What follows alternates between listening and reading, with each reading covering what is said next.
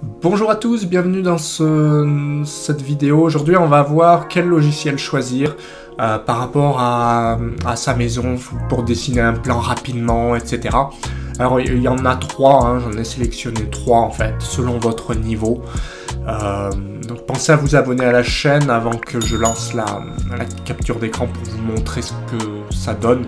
Donc, voilà, je lance. Donc, le premier, c'est ma maison archi facile. Donc, en fait, ce qu'on peut dire, c'est que les trois sont gratuits.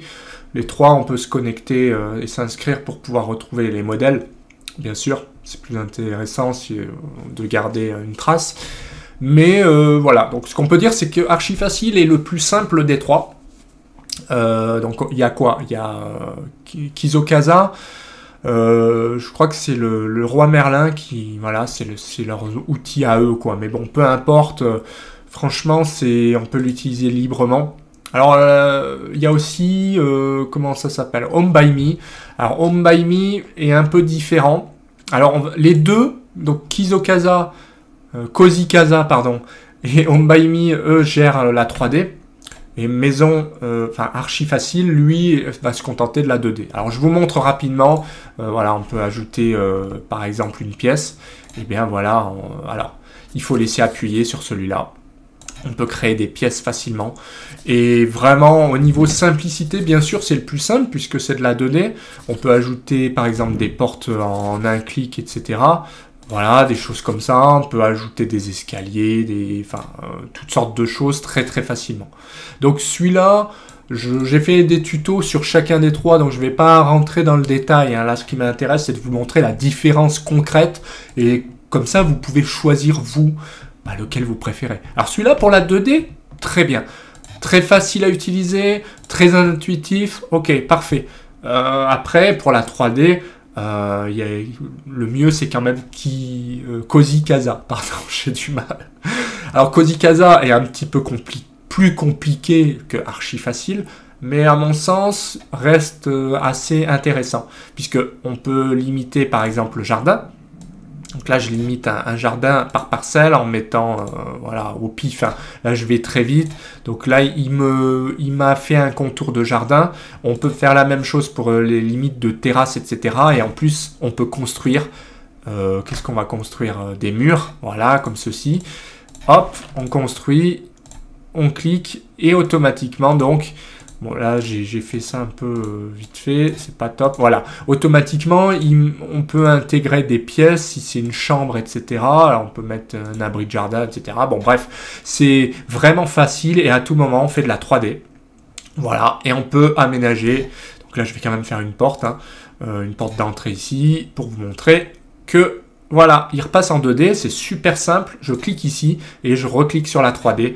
Donc vraiment, pour moi, c'est vraiment le top, puisque si vous voulez aller un petit peu plus loin que archi facile, franchement, allez-y sur Kozikaza parce que c'est pas trop compliqué à utiliser. En plus, on peut verrouiller par exemple des éléments. Là, je repasse en 2D.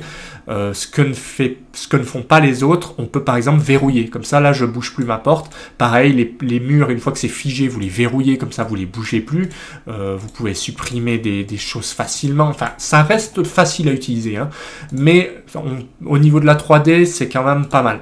On peut dessiner des piscines, des objets, un peu comme sur Archi Facile, mais en 3D. Voilà, c'est la différence. Et puis le dernier, Home by Me, moi je suis pas fan.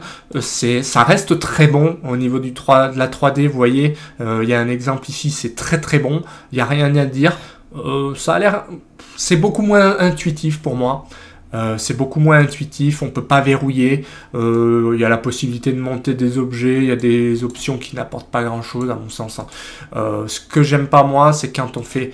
Voilà, quand on sélectionne des objets, c'est pas intuitif, on sort, on a plus l'impression d'être sur un catalogue et d'acheter des choses. Voilà, on peut remplacer, vous voyez ici, des plantes, mais on sort du plan à chaque fois. Il faut bouger le personnage aussi pour pouvoir se déplacer. Donc finalement, c'est pas forcément plus simple que Kozikaza. Le rendu est peut-être un poil meilleur, quoique.